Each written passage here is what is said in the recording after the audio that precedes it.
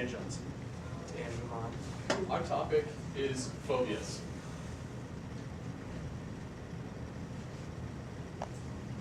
Phobia is a persistent, irrational fear of a specific object, activity, or situation that leads to a compelling desire to avoid it.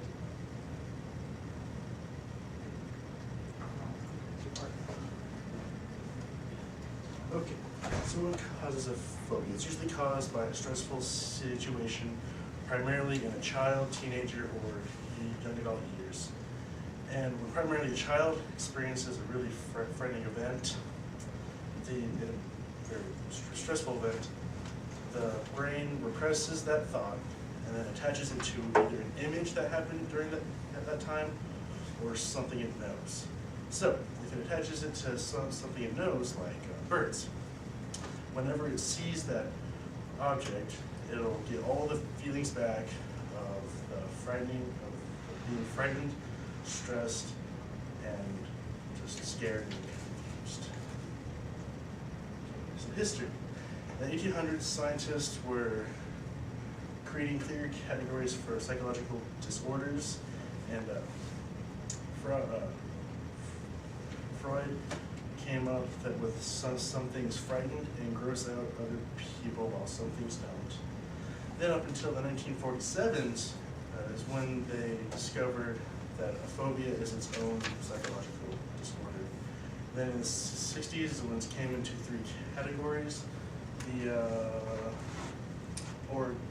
agoraphobia, social phobia, and specific kinds. And since then, we have learned a lot more about phobias and how they affect the mind. And there's a phobia in the Japanese culture called Taijin Koi Fushu, which is dreading and avoiding social contact and being afraid of offending or hurting another person.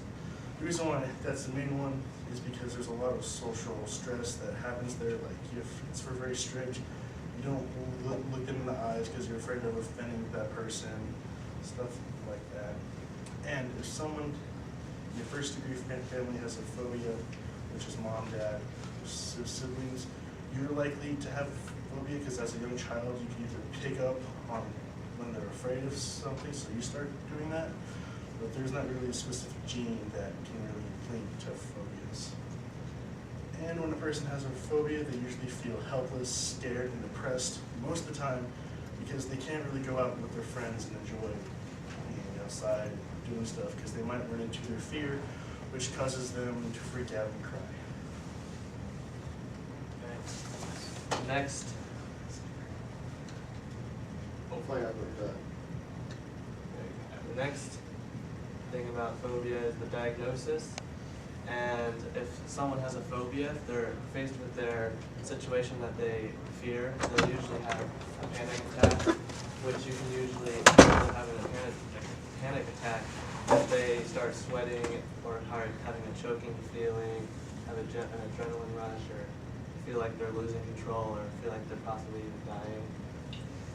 And just for fun, we added a few different phobias here. For example,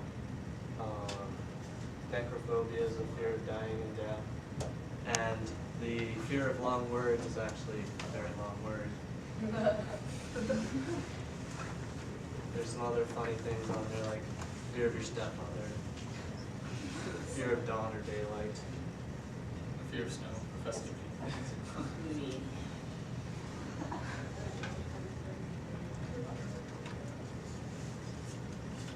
Alright, next we go into the case vignette. For the case vignette, we have a person who goes by the name of Randy Butternups. Sadly, he doesn't have a fear of his name, but it'll be fun. He has the fear of buttons, which is kumoponophobia. Sorry. The history of him is basically a simple story that we can all relate to as a trip to the dentist. Usually this happens in the early adolescence age, like one of my partners has brought upon. And basically, when he went to the dentist, he acquired pain. And what happens, as Shane put, is as he was receiving that pain and he was extremely scared, he looked over to the dentist and saw his buttons. So his brain attached that pain and that being scared to buttons. And so symptoms of this phobia would be dizziness, breathlessness, nausea, a sense of unreality, and as well as a fear of dying.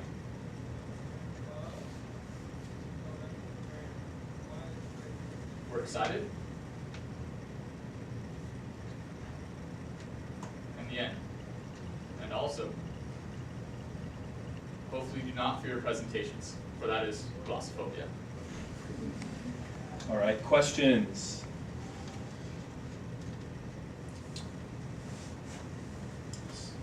So like a fear of like a simple thing like fish or like, is there like anything where there's like a fear of a certain kind of food or like a simple thing like that?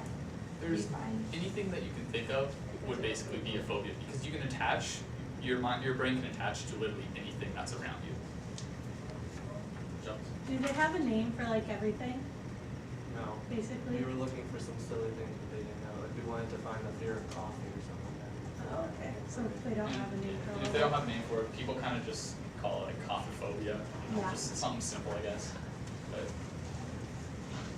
How long does it take, like, to have like that fear of something, is it just like instantaneous, or does it take a while?